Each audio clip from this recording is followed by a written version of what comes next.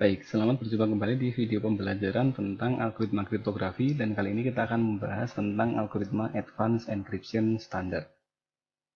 Ya, di mana algoritma AES ini merupakan perbaikan dari algoritma DES.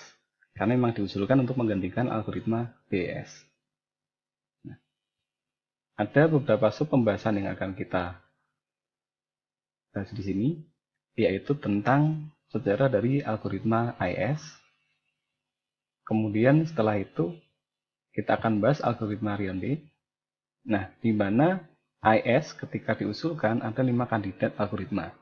Kemudian algoritma Riondé inilah yang dipilih sebagai algoritma yang memenuhi standarisasi dari AES. Nah, di dalam algoritma Riondé sendiri ada beberapa tahapan, yaitu key scheduling, fungsinya untuk membangkitkan sebuah round key atau RK. Kalau dalam DES kita kenal dengan istilah internal dan external key, di mana ada 16 kunci yang dipakai pada setiap iterasi atau perputarannya. Sementara di bagian algoritma AES, kita akan membangkitkan 10 buah round key untuk melakukan enkripsi pada 10 round pada AES berukuran 128 bit. Selanjutnya akan dilanjutkan dengan proses enkripsi. Baik, kita langsung membahas tentang bagaimana AES ini ditemukan. Ya, tepatnya tahun 2001 memang diusulkan untuk menggantikan DES. Ada beberapa panjang blok yang digunakan, yaitu 128 hingga 256. Nah, setiap blok sendiri memiliki jumlah round atau perputaran yang berbeda. Kalau untuk yang kita bahas hari ini adalah 128 bit memerlukan 10 putaran atau 10 round. Lebih tepatnya di sini kita menggunakan 9 plus 1 putaran, karena di putaran terakhir akan ada langkah yang lebih singkat. Artinya tidak sepanjang dari langkah di 9 putaran yang lain. Nah, sementara untuk nilai blok yang lebih besar, 192 dia menggunakan 12 putaran dan 256 dia menggunakan 14 putaran. Nah, yang tadi kita bahas di awal, AES merupakan sebuah standarisasi baru dan kemudian diminta untuk beberapa orang yang pakar di bidangnya mengusulkan. Nah, dari sekian banyaknya usulan terpilih 5 kandidat. Dari 5 kandidat terpilihlah algoritma Riondé dengan nilai yang paling tinggi. Nah, sehingga ketika kita membaca referensi tentang algoritma Riondé ataupun AES, maka keduanya adalah sama karena algoritma inilah yang dipakai sebagai standarisasi dalam AES yang kita gunakan saat ini. Baik, kita langsung ke contoh daripada algoritma AES. Sebelum dilanjutkan, Anda bisa mendapatkan animasi dalam bentuk flash dari si pembuatnya, yaitu Enric Zabala. Anda bisa peroleh di blog yang sudah saya cantumkan di bagian paling bawah. Nah, berbentuk animasi flash sehingga Anda bisa pelajari per langkahnya, Anda bisa jeda, pause, lanjutkan, Anda bisa latihan, dan seterusnya. Nah, untuk mempermudah, saya sudah tampilkan dalam bentuk tangkapan citra atau screenshot dari proses di animasi Riondé Decipher berikut. Ya, tentunya ketika ingin melakukan enkripsi ada 2 komponen yang kita akan bahas pertama kali, yaitu plaintext dan juga kunci. Nah, di sini setiap blok plaintext disebut sebagai state. Nah, sehingga Anda bisa berikan keterangan misalkan di sini, ya ini adalah blok dari plaintext. Sementara di sini, ya, cipher key adalah kunci. Kunci yang nanti akan kita gunakan untuk membangkitkan 10 buah round key. Ya, jadi nanti akan ada cipher key dan round key, sama seperti kunci eksternal dan internal dari DES. Nah, ditampilkannya dalam 2 heksadesimal. Setiap digit di sini mewakili heksadesimal. Kita ambil contoh di sini 3, digitnya adalah 2 tambah 1, kemudian 2 heksadesimal adalah bit dengan nilai 2 di sini. Kemudian karena ada 2 heksadesimal, maka dihitung sebagai 1 byte. 1 heksadesimal akan ditampilkan dalam 4 bit. Nah, sehingga ada 8 dikalikan di sini ada 4 kali 4, 16 kali 8 totalnya 128 bit. Ya, tentunya bloknya akan lebih besar ketika kita menggunakan ukuran AES yang lebih besar pula. Baik, kita langsung ke proses yang pertama, yaitu pembangkitan kunci. Baik, untuk pembangkitan kunci tersendiri, nah nanti setiap round key akan berukuran sama, yaitu 4 kali 4. Sehingga kita bisa pisahkan misalkan 1, 2, 3, 4. Ini. Kemudian 1, 2, 3, 4. Nah, setiap blok ini adalah disebut sebagai round key. Di sini disebut sebagai zipper key. Ini adalah round key 1, round key 2, round key 3. Sampai ke round key yang N atau 10.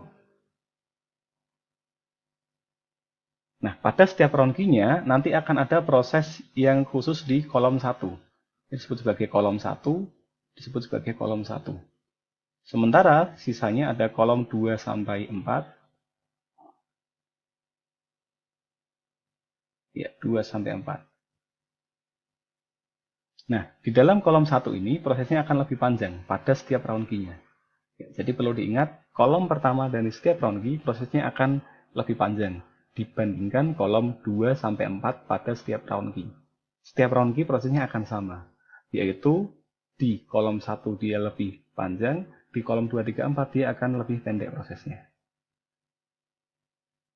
Baik, kita langsung ke pembentukan round key 1. Kita fokus ke bagian ini. 4 kolom pertama. Nah, kita berikan indeks di sini WI. W adalah word.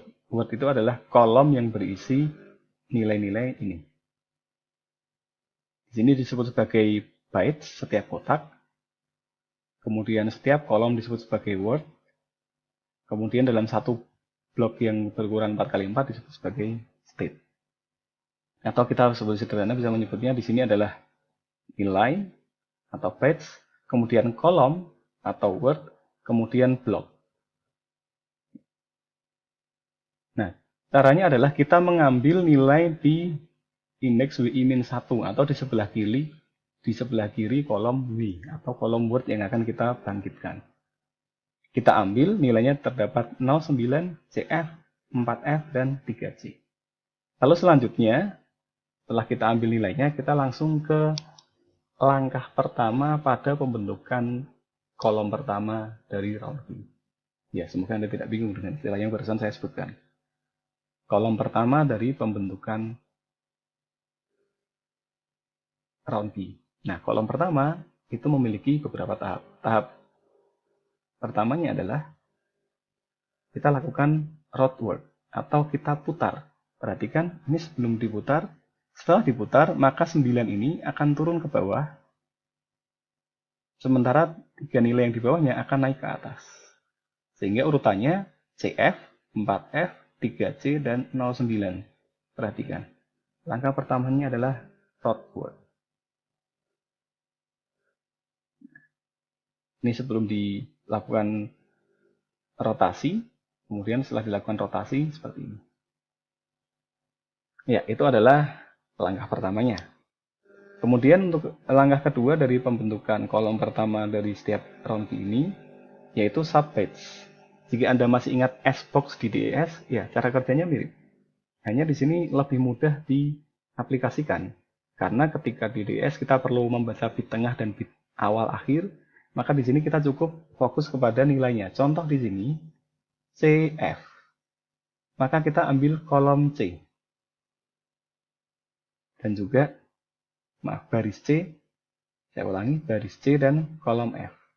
Kita lakukan persilangan sehingga kita peroleh hasilnya adalah 8A. Baris C, kolom F. Nah, langsung kita gantikan di sini 8A, kita letakkan di CF. Ya, lakukan hal yang sama untuk ketiga word yang lain. ketiga batch yang lain. Nah, setelah selesai, maka satu word ini sudah kita tuntaskan di tahap 2. Apakah sudah selesai? Ya, belum. Masih ada ada 2 langkah lagi. Yang pertama, kita XOR-kan nilai ini dengan nilai pada WI-4. Nah, di sini ada WI. Karena min 4, maka 4 kolom di sebelah kiri. 1, 2, 3, 4. Di sini. Kita akan XOR-kan dengan nilai ini. Nah, setelah kita XOR-kan, belum selesai, kita akan XOR-kan lagi dengan rcon di kolom pertama. Ya, untuk sementara ini, kita anggap rcon ini adalah suatu nilai baku, ya, sehingga nilainya kita tinggal masukkan ke dalam proses pembentukan kunci. Ya. Rcon kolom pertama, sehingga setelah diambil, nah, di sini hilang. Begitu pula nanti untuk 9 yang lain. Total ada 10 kolom rcon untuk 10 round key. Nah, proses XOR-nya kita akan tampilkan dalam tampilan yang lebih mudah seperti ini.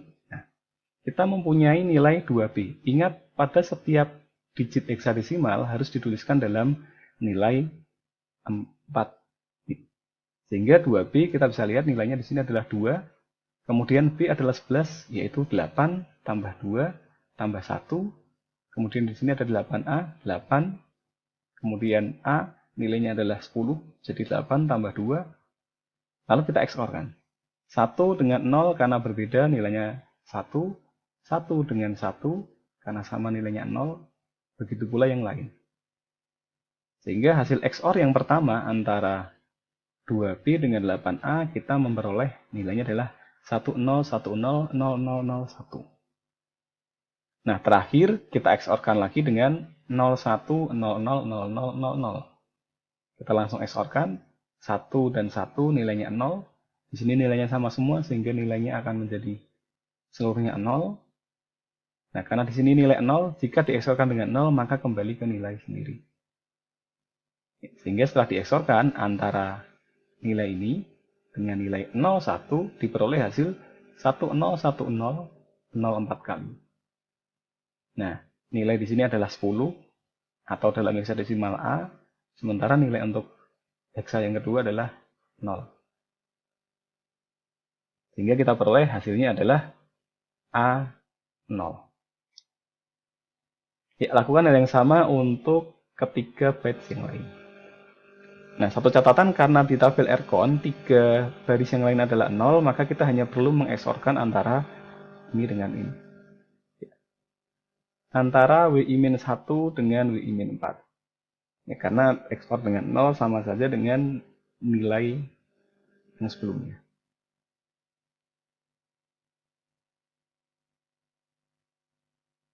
Baik, kita sudah selesai untuk kolom pertama dari round key 1.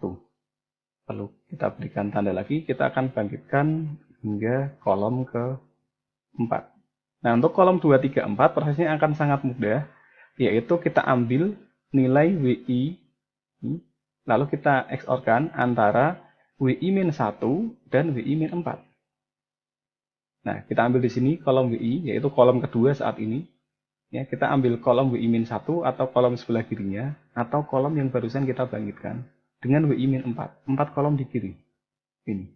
Kita tinggal XOR-kan, setelah itu kita peroleh hasilnya. Ya, hanya ada satu langkah yaitu XOR. Nah, seperti yang tadi kita sampaikan, untuk kolom 2, 3, dan 4, langkahnya akan sama. Sehingga di sini tinggal XOR, WI-1 dan WI-4, hasilnya sekian. Lalu terakhir di kolom 4, WI-1 dan WI-4 lagi. XOR-kan hasilnya sekian. Nah, kita sudah selesai untuk round key 1. Ini yang disebut sebagai round key 1. RK1. Nah, selanjutnya kita akan selesaikan hingga round key 10 di video yang berikutnya. Sekian untuk video yang pertama. Sampai jumpa di video yang berikutnya. Terima kasih.